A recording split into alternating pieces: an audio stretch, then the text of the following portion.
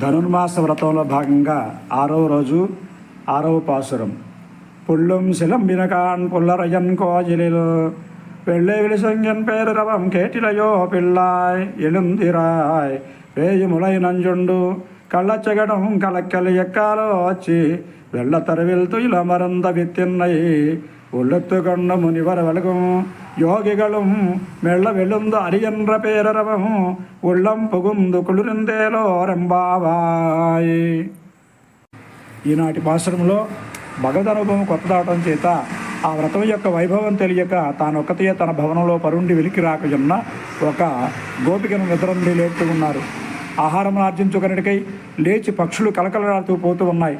ఆ పక్షులకు నాయకుడైన గరుత్మంతునకు స్వామి అయిన శ్రీ మహావిష్ణువు ఆలయంలో తెల్లని శంఖము సమయమైందని సేవలకు రండని పెద్ద ధ్వని చేస్తూ ఉంది. ఆ ధ్వని వినటం లేదా? ఓ గోపిక, నీవు నిద్ర నుండి లేవాలి, మేము ఎవరు లేపగా వచ్చామనేటువంటి సందేహం కలగవచ్చు.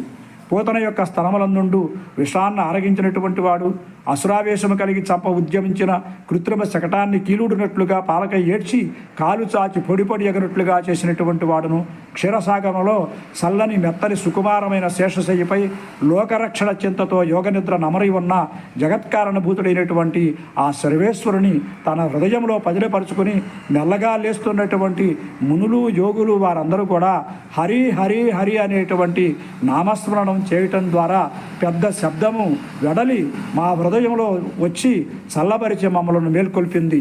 నీవు కూడా నిద్ర నుండి మేల్కొను అని చెప్పని ఈనాటి గోపికను నిద్ర నుండి అండాలు తల్లి మేల్కొల్పుతూ ఉంది.